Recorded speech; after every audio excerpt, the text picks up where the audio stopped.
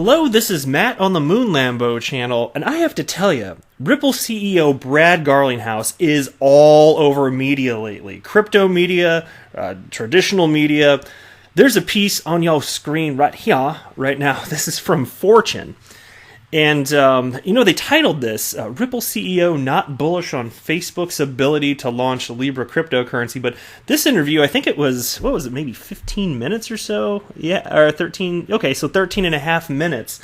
And they talked about all sorts of stuff. He was asked some reasonable questions, some that questions maybe you consider them a little more hard-hitting, but Brad kind of knocked them out of the park because they're not that hard if you have legitimate responses. Genuinely fascinating stuff. And then this amidst the whole fact that he had a 90-minute conversation just the other day with Anthony Pompliano for Anthony's Off the Chain podcast. So that's dropping tomorrow. Then you've got him, Brad Garlinghouse. He's going to be on Fox Business tomorrow. I got a story on that I'm going to be sharing with you. I got a couple tweets from XRP community members, and then I'm going to wrap up this video with a piece. It's unrelated, which is why I'm saving it for the end, but I found it fascinating. UK financial watchdog ramps up crypto company inquiries. Now, before we get rolling here, ladies and gentlemen, boys and girls, if you would please delicately tap that like button, and if you love your mama, go ahead and subscribe to the Moon Lambo channel, because you know she'd approve it and encourage you to do so. So let's go ahead and drop into this. I got this Fortune interview from XRP Crypto Wolf. Thank you so much for sending this my way. I saw this and I was like, I had no idea. Maybe I just missed it. I had no idea that there was going to be this brand new interview, Brad Garlinghouse, Ripple CEO, with Fortune. And I was like, I should have just popped some popcorn. I didn't do it. I should have gotten the Redenbacher ready. I didn't do it. But it was really fun to watch. So this is what I'm going to run through with you. Let's just dig straight into the piece, and I'll share with you my thoughts on this along with what actually occurred in the interview. So it begins. When Facebook initially announced its cryptocurrency project Libra in June, Brad Garlinghouse, the CEO of blockchain company Ripple, was ecstatic. Garlinghouse was so excited by the project and the uptick in interest it had also generated for Ripple that he sent Libra's creator some celebratory champagne, he said at Fortune's Brainstorm Finance conference at the time. I think what he actually said was that he should have. I don't believe that he ever actually did that. He was kind of joking because what happened in the moment is seriously, I'm not kidding you. And he said this, like Brad said this. They were closing deals. They had customers calling them up that were kind of on the fence. Are we going to adopt this technology that Ripple has to offer? And they had customers calling them back up once Facebook was in the news with the whole Libra thing. And so that's how he's saying I should send celebratory champagne. If I'm mistaken and he actually sent it, well, that's even more badass. But I'm pretty sure that Fortune has it wrong here. Now, if Moon Lambo has it wrong, I'll be just fact check me. That's fine. But I'm pretty sure I'm right. Anyway. Now, as the Libra project faces potent opposition by regulators, Garlinghouse doesn't believe Facebook will be able to launch it for at least 3 years, if ever. I would bet that Libra, let's say, by the end of 2022, I think Libra will not have launched. Garlinghouse says on the latest episode of Fortune's Balancing the Ledger. In making the hypothetical bet, he references the over-under betting style used on blockchain betting platform Augur, which combines time frames with wagers on various propositions. Asked whether he was bullish that Facebook could follow through on the vision it originally laid out for Libra, Garlinghouse simply says no, adding, the regulatory headwinds they're facing are substantial. Now, I would like to point out there also, he says no now, but he did cite this, and I guess I read this article real quick. I don't think it cited the specifics in here. I just wanted to double check. So, what he said was, technologically, could Facebook do it? Yes. But he said with the political headwinds, would they be able to pull it off? He's like, more like, maybe not so much. And then he went on to even cite that, he said, hey, you two, the two interviewing him right there, I can't remember their names. Doesn't matter though. But he's like, you two, you could start this now. And would you have a better odds because you're not Facebook with all, because like everyone's layers are focused with them, especially with the what do you even want to characterize it as? Like the wrongs that Facebook has committed, like however you want to say it. He says, okay, so you're not Facebook. Would you maybe get more traction? Perhaps, but it's also true that, there's already all this regulatory scrutiny just because Facebook brought it. They really did bring it. So if anybody else tried to do pretty much the exact same thing, there might be similar scrutiny even if you're not Facebook at this point. Anyway, and then the piece continues here. Ripple, which makes technology that facilitates cross-border transactions between banks, is not involved with Libra, which aims to create a cryptocurrency that consumers could use to send money to each other. Though Ripple and Facebook do not currently compete for business, it's possible they could one day. And see, I think that's kind of a mischaracterization. It's not that there literally couldn't be any crossover. I've talked about this on the channel in the past. There could be some crossover, but Ripple's business model is completely different than what Facebook seeks to position, this walled garden Libra coin as, if it were ever to even come out in the first place. And Brad said something that it was so poignant, and it's something also that I keep saying on this freaking channel. It's just a matter-of-fact type of statement. Given that a stable coin like Libra would be a walled garden, it can't interoperate with other ledgers. You need something to bridge that, and that is obviously what XRP could do. So it's just that it has to do with the nature of trust. And so he was asked about that.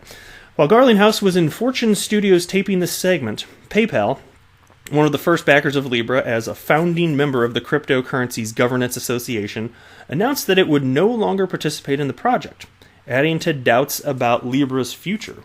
Even before Facebook unveiled Libra, a cryptocurrency that could potentially be used in place of the US dollar and other state-issued currencies, it was already battling controversy over its collection and use of consumers' data, a problem that may have interfered with Libra's prospects. And here's a quote, "I think maybe Libra would have been better received if Facebook had not been the point of the arrow," Garlinghouse explains.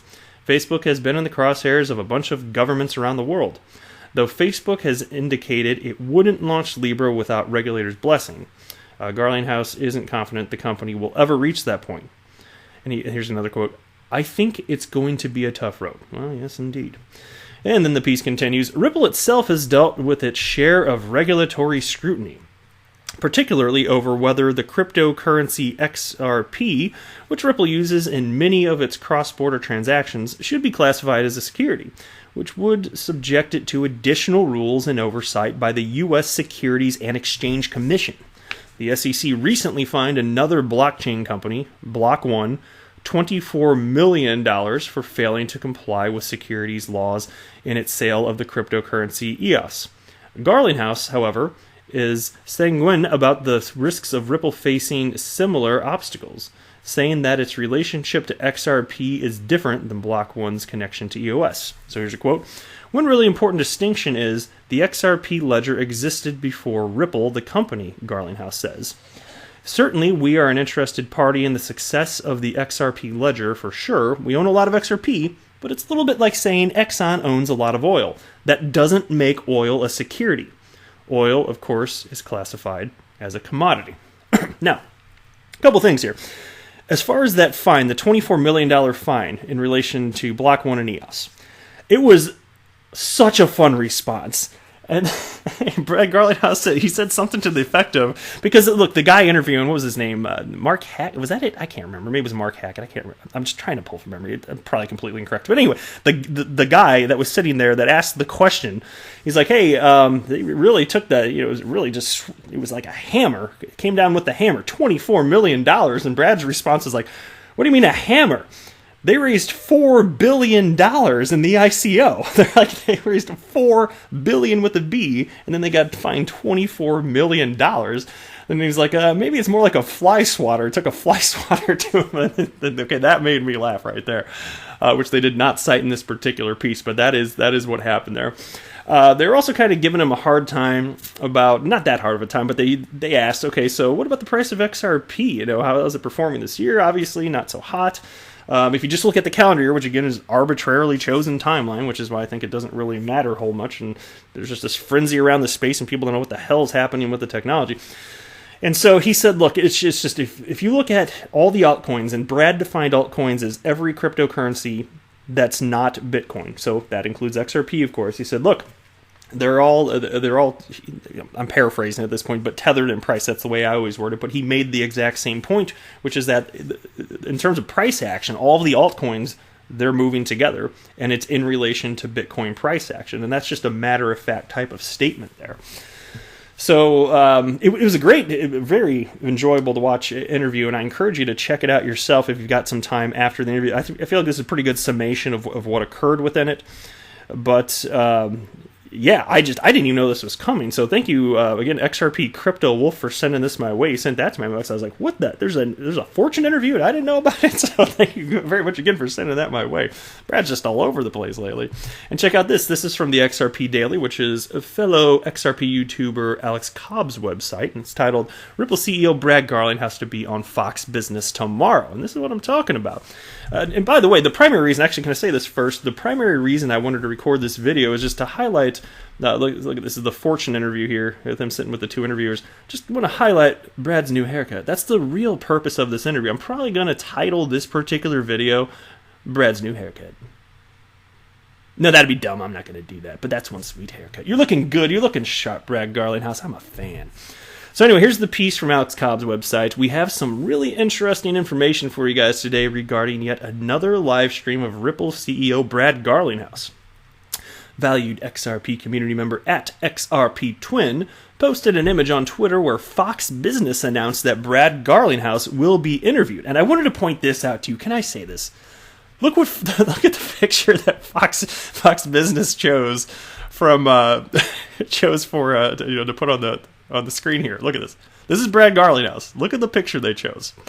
I'm pretty sure that to get this picture, Fox Business had to contact Brad Garlinghouse's parents, ask for a picture from the personal collection of Brad's childhood, because I'm pretty sure he's about 12 years old in this picture. I mean, he looks fine in the picture, but that must have been from like what? I could be wrong, but what?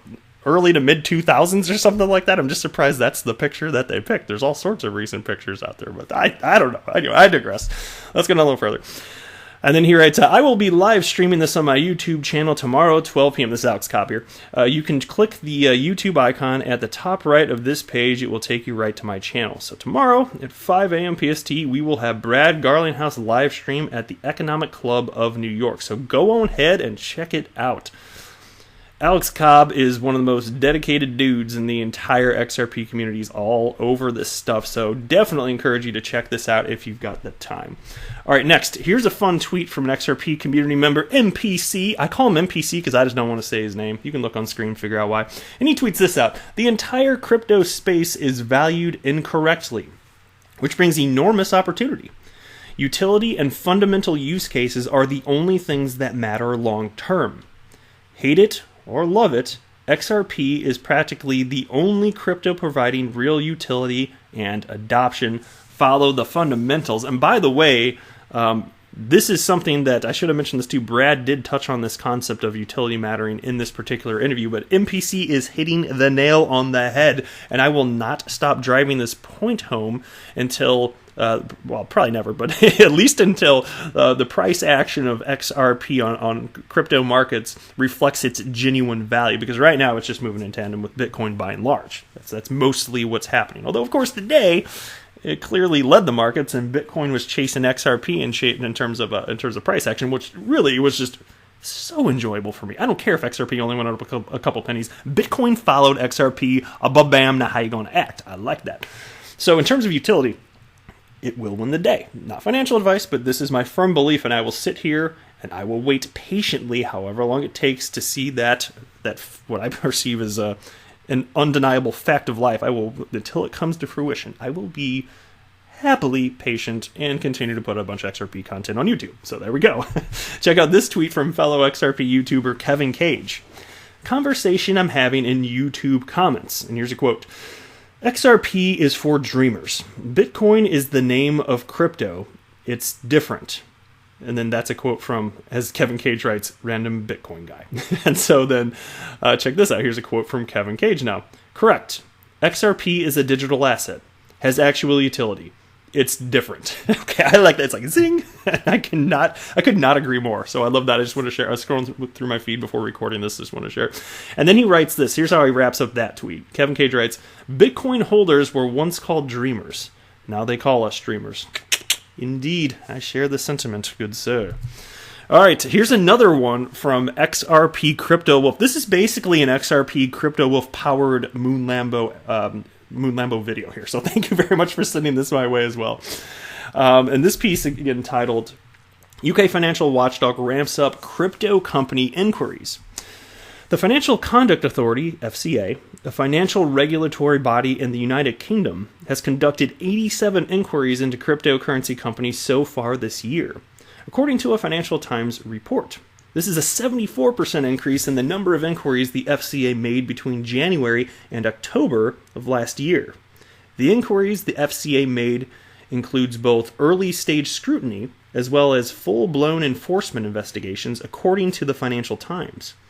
David Heffron, a partner at the Pensett Masons law firm, tells the Financial Times that the increased scrutiny reflects the FCA's increasingly hands-on and no-nonsense approach to enforcing the law in the cryptocurrency market. The block previously reported that the FCA was stepping up its scrutiny of the cryptocurrency space. In July, the regulatory body posted 2 job listings for candidates with in-depth crypto knowledge. So again, full steam ahead in the UK. Meanwhile, in the United States, if I were the type of guy that edited videos, I would definitely put crickets in right there, for sure. It's like, okay, so I'm sure there's technically progress going on, especially behind the scenes, not particularly visible to everyday Joe Schmoes like you and I. But oh my gosh, it's just moving at a snail's pace. Like SEC, get with it. Other regulatory bodies, get with it. Crypto's here to stay. Provide regulatory clarity so that developers building on top of blockchains and ledgers can go ahead and move forward, and along with every other type of company within this space. I'm just saying. But that's it for this video. Thank you so much for watching. I am not a financial advisor. Do not buy or sell anything because of anything that I say or write. That would be a very, very, very bad idea. Until next time, to the Moon Lambo!